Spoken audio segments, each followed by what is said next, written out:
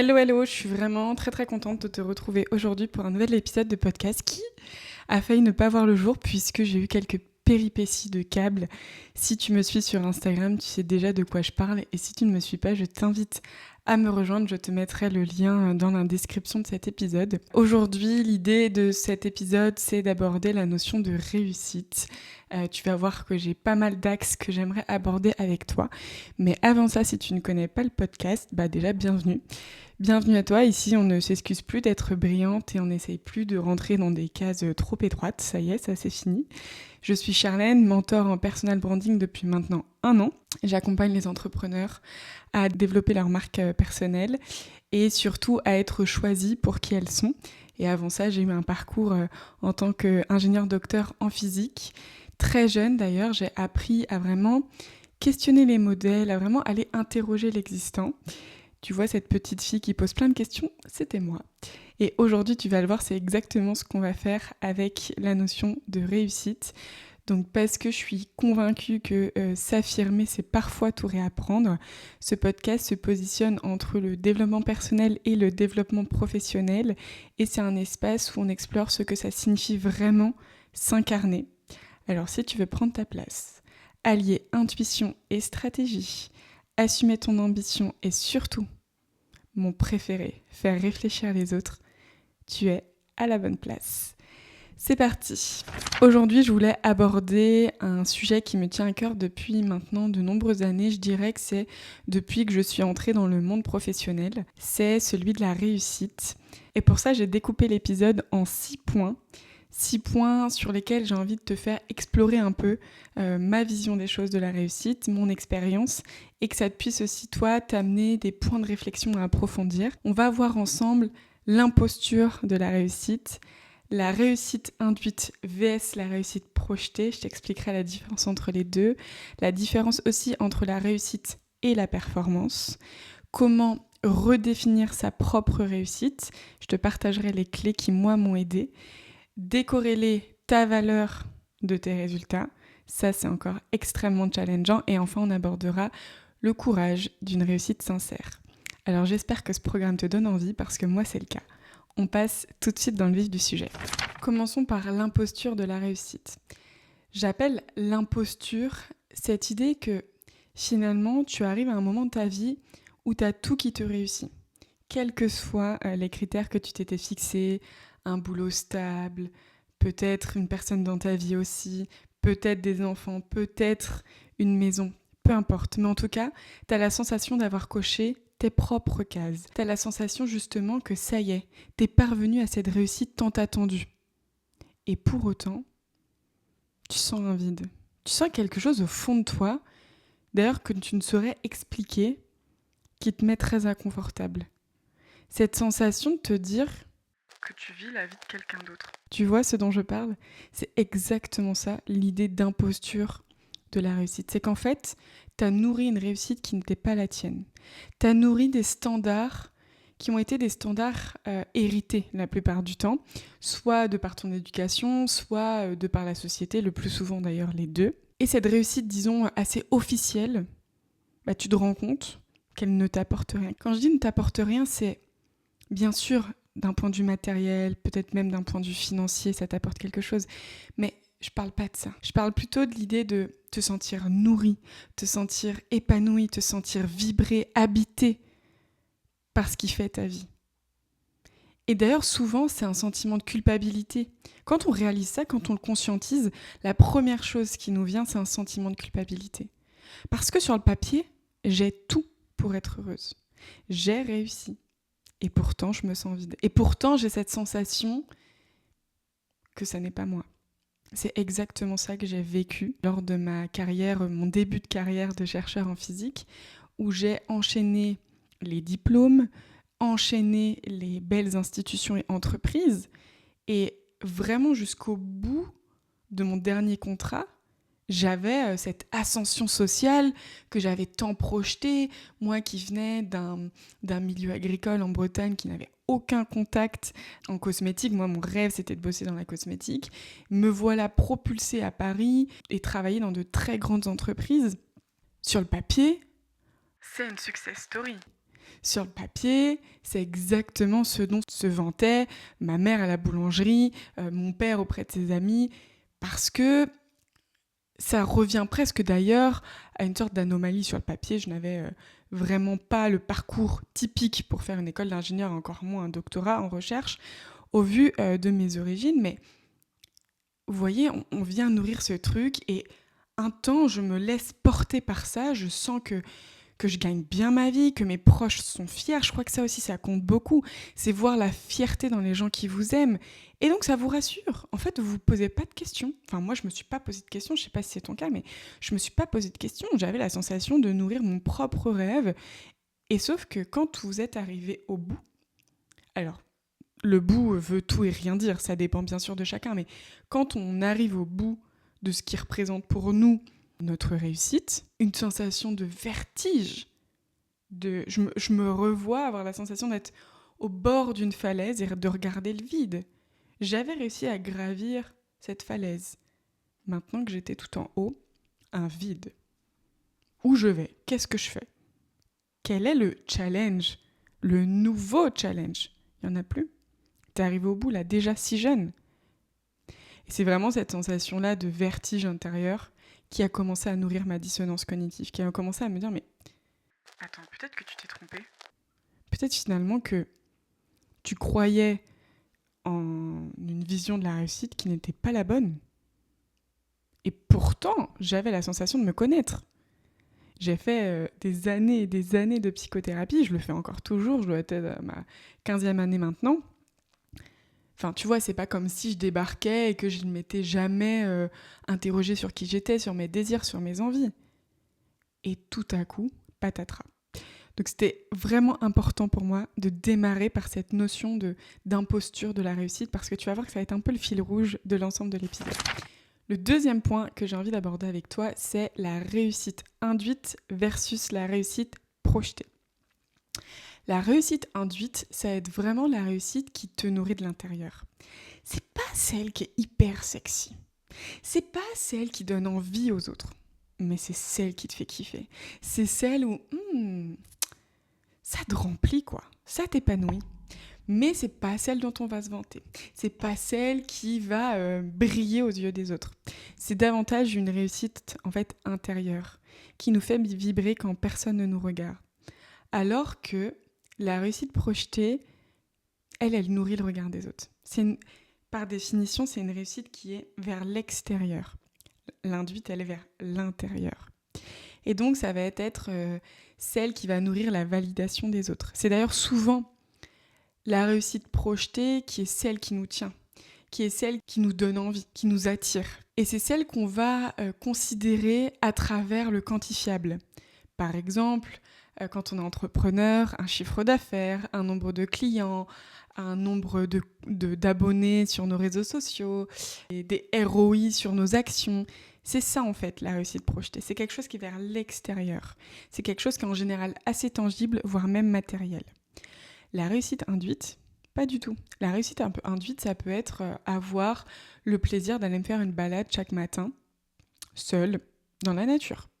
Ça peut être manger des repas sains que j'achète chez un producteur d'à côté.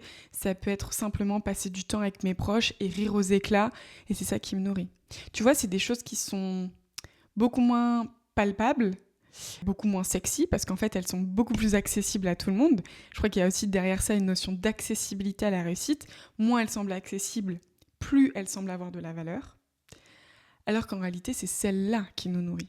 Et d'ailleurs, on le voit bien à travers des gens qui ont très très bien gagné leur vie, qui sont parfois même très connus du grand public, et qui au final se sentent vides de l'intérieur parce qu'ils n'ont nourri une seule réussite, que la réussite projetée.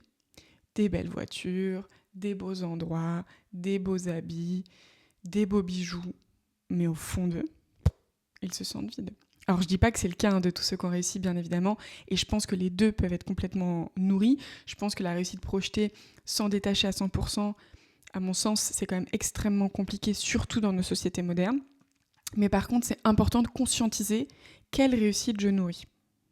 Et d'ores et déjà, je suis certaine que tu peux te dire « Mais en fait, j'ai déjà réussi ». Bien sûr, tu as déjà réussi. Allez, on poursuit. On poursuit avec la différence entre réussir et performer. La notion de réussite, à mon sens, elle induit une notion de temps. Une réussite qui se nourrit en fait dans le temps. Là où performer, par définition en fait du terme, c'est quelque chose qui va être beaucoup plus ponctuel, dans lequel tu vas mettre une énergie importante qui va t'amener des résultats. Donc là, on est vraiment dans de la réussite projetée. Réussir, c'est quelque chose de plus durable, qui va t'enrichir au fur et à mesure de ta vie. J'aime bien dire d'ailleurs que dans la réussite, à la fois, il n'y a jamais de ligne d'arrivée, et à la fois, tu l'es déjà. C'est une notion assez paradoxale, mais parce que c'est un peu comme la croissance personnelle. Tu vois, cette idée de te développer personnellement, d'être la meilleure version de toi-même. Je suis pas très en accord avec cette définition-là d'ailleurs, mais ça peut faire l'objet d'un autre sujet. Mais c'est vraiment cette idée que fais déjà avec tout ce que tu as accompli et tu vas voir que la réussite, tu vas continuer de la nourrir, qu'elle n'est pas figée dans le temps. C'est pas un point, tu sais, comme les vision boards où voilà, je veux arriver à tel stade-là et puis en fait, c'est ça ma réussite. Quand j'y serai, là, j'aurai réussi. Non, tu ne crois pas, mais la réussite, elle va évoluer. Ta vision de la réussite, elle va évoluer. Elle n'est pas figée dans le temps, évidemment. Donc c'est vraiment important que tu gardes à l'esprit que la réussite, c'est une stratégie qui est long terme, qui n'est pas du tout quelque chose de court terme où tu vas pouvoir performer, avoir des bons chiffres, avoir une réussite projetée miraculeuse sur le moment. C'est très bien aussi, mais warning sur cette notion de performance qui parfois peut nourrir une grande ambition, et je sais que parmi celles qui m'écoutent, il y a beaucoup d'ambitieuses parce que je le suis aussi, mais attention à ne pas se désaligner et à nourrir encore une fois une ambition qui n'est pas la nôtre sous prétexte de performance pour faire croire qu'on réussit et surtout se convaincre soi-même.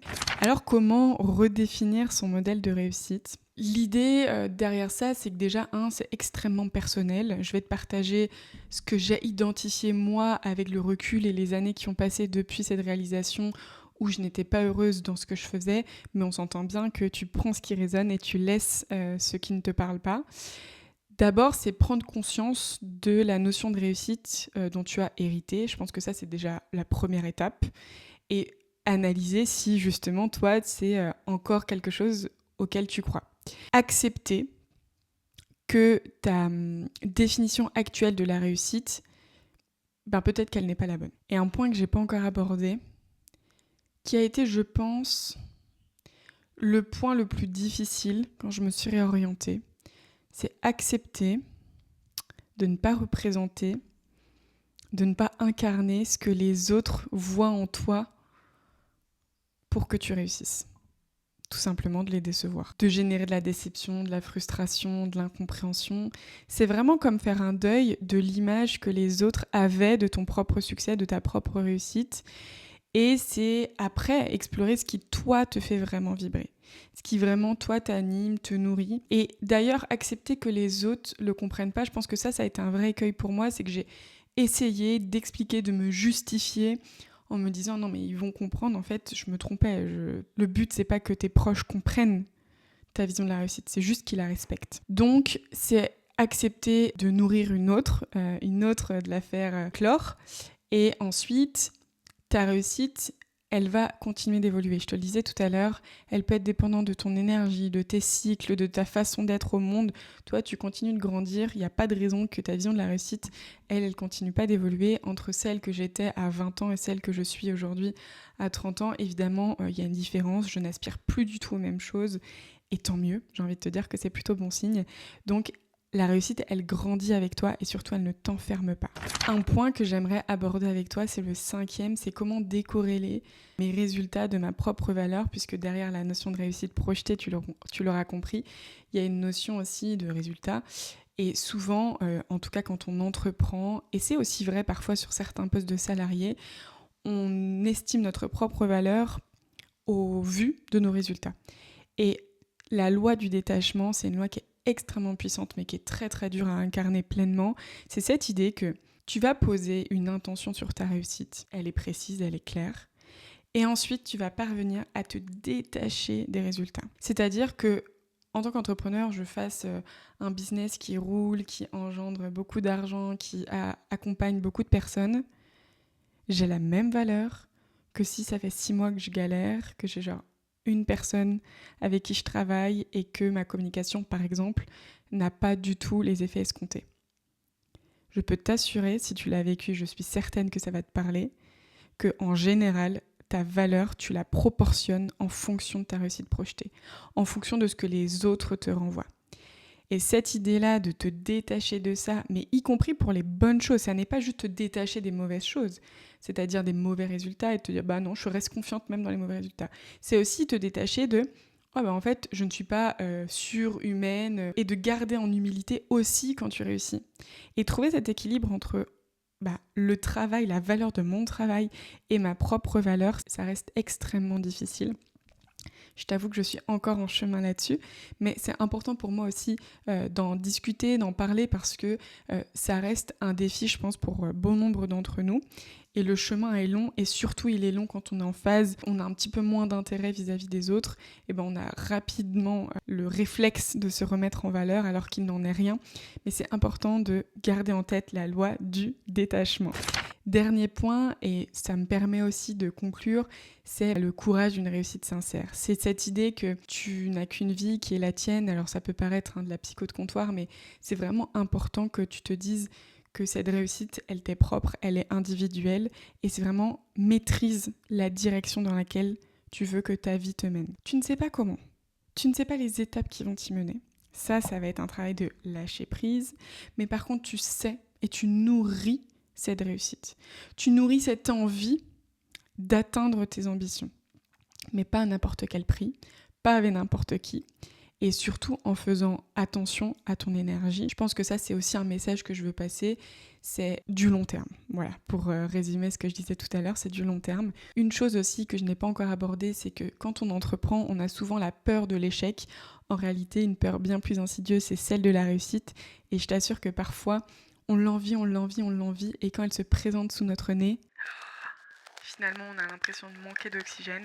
Donc, réussir d'un point de vue réussite projetée, ça se prépare. C'est cette idée aussi qu'on puisse s'organiser, avoir suffisamment de temps à consacrer, parce que tout le monde se dit je rêve d'avoir 20 clients par 20 clients, 10 000 euros de chiffre d'affaires mensuel, si ce n'est plus. C'est aussi ce qu'on nous vend. Mais est-ce que foncièrement, c'est mon rêve? Est-ce que c'est ma vision de la réussite? Les 3/4 des gens, ça n'est pas le cas. Et 2, si c'est le cas, est-ce qu'aujourd'hui, j'ai un business qui est capable d'encaisser ces gens-là? Demain, tu fais un buzz sur un réseau social et tu as énormément de gens qui te mettent à te suivre et qui te demandent un rendez-vous. Est-ce que tu as les capacités de les accueillir?